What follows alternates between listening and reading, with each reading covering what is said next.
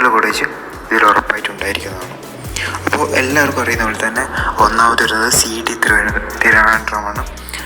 കേരളത്തിലെ തന്നെ ഏറ്റവും ഓൾഡസ്റ്റ് ആയിട്ടുള്ള കോളേജാണ്. 1939 സ്റ്റാർട്ട് ചെയ്തത്.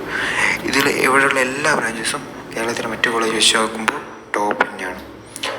രണ്ടാമത് വരുന്നത് JC തൃശ്ശൂരാണ്.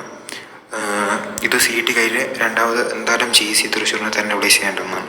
മൂന്നാമത് വരുന്നത് TKM കൊല്ലമാണ്. ഇതൊരു എയ്ഡഡ് കോളേജാണ്. ഇവിടെയും അത്യാവശ്യം നല്ല പ്ലേസ്മെൻ്റ് ഉണ്ട്. എല്ലാ ബ്രാഞ്ചസിനും നല്ല പ്ലേസ്മെൻ്റ് ഉണ്ട്. നാലാമത് വരുന്നത് മോഡൽ എഞ്ചിനീയറിംഗ് കോളേജാണ്. എറണാകുളത്താണ്. ഇത് ഒരു IHRT കോളേജാണ്. CS മാത്രം നോക്കുവാണെങ്കിൽ ഇതിനെ വേണമെങ്കിൽ മൂന്നാമത് പ്ലേസ് ചെയ്യാം. CSയിൽ മാത്രം നല്ല പ്ലേസ്മെൻ്റാണ്. അലുമിനിയസ് കാര്യങ്ങളൊക്കെ ആയിട്ട് നല്ല പ്ലേസ്മെൻ്റാണ്. ഇത് TKM കൊല്ലവും മോഡൽ എഞ്ചിനീയറിംഗ് കോളേജും ഏകദേശം ഒരേ ലെവലിൽ വരുന്നതാണ്. പക്ഷേ മെക്കാനിക്കൽ ബ്രാഞ്ചസൊക്കെ എല്ലാ ബ്രാഞ്ചസും വെച്ച് നോക്കുമ്പോൾ TKM ആണ് മൂന്നാമത് വരുന്നത്. നിങ്ങൾക്ക് നിങ്ങളുടെ വീടിനനുസരിച്ച് അടുത്ത് ഏതാണ് വരുന്നത് അതിനനുസരിച്ച് സെലക്ട് ചെയ്യാൻ പറ്റുന്നതാണ്. അഞ്ചാമത് വരുന്നത് മാർ അത്തനേഷ്യസ് കോതമംഗലം. ആറാമത് വരുന്നത് RIT കോട്ടയം എഞ്ചിനീയറിംഗ് കോളേജാണ്. ഗവൺമെൻറ് എഞ്ചിനീയറിംഗ് കോളേജാണ്. Rajiv Gandhi institute of technology.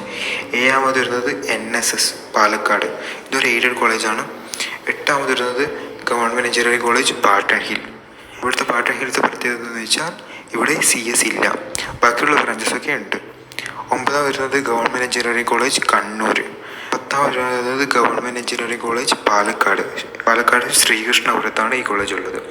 Okay, ഇപ്പോൾ ആദ്യം പറഞ്ഞ 10 കോളേജും ഗവൺമെൻറ് എയ്ഡഡ് കോളേജാണ്. ഇവിടെയുള്ള ഫീസൊക്കെ ഏകദേശം സെയിമാണ്. ഇനിയുള്ളത് 5 പ്രൈവറ്റ് കോളേജാണ്. പ്രൈവറ്റ് കോളേജ് എന്ന് പറയുമ്പോൾ കുറച്ചധികം ഫീസ് ഉണ്ടായിരിക്കും. എന്നാൽ പ്ലേസ്മെൻറ്റിൻ്റെ കാര്യം വരുമ്പോൾ ഏകദേശം ഈ ഗവൺമെൻറ് എഞ്ചിനീയറിംഗ് കോളേജിൻ്റെ അതേ ലെവലിലൊക്കെ തന്നെയായിരിക്കും. ഇതിലൊന്നാമത് വരുന്നത് രാജഗിരിയാണ്. രണ്ടാമത് വരുന്നത് മുത്തൂറ്റാണ്. മൂന്നാമത് വരുന്നത് ഫിസാറ്റാണ്. ഇതിൽ ആദ്യത്തെ 3 കോളേജും എറണാകുളത്ത് തന്നെയാണ്. നാലാമത് വരുന്നത് മാർ ബസേലിയോസ് തിരുവനന്തപുരത്താണ്. അഞ്ചാമത് വരുന്നത് MES കുറ്റിപ്പുറം. ഓക്കെ, അപ്പോൾ ഇതിപ്പോൾ 15 കോളേജ് പറഞ്ഞു കഴിഞ്ഞു.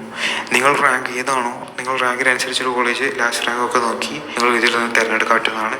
ഇവിടുന്ന് എല്ലാ കോളേജും ഇത് പറഞ്ഞ എല്ലാ കോളേജിലും അത്യാവശ്യം നല്ല പ്ലേസ്മെൻ്റ് ഉണ്ട്. നിങ്ങൾക്ക് കയറി പറ്റിക്കഴിഞ്ഞാൽ നല്ലൊരു ജോലിയൊക്കെ സെക്യൂർ ചെയ്യാൻ സാധിക്കുന്നതാണ്. ഓക്കെ, അപ്പോൾ താങ്ക് യു.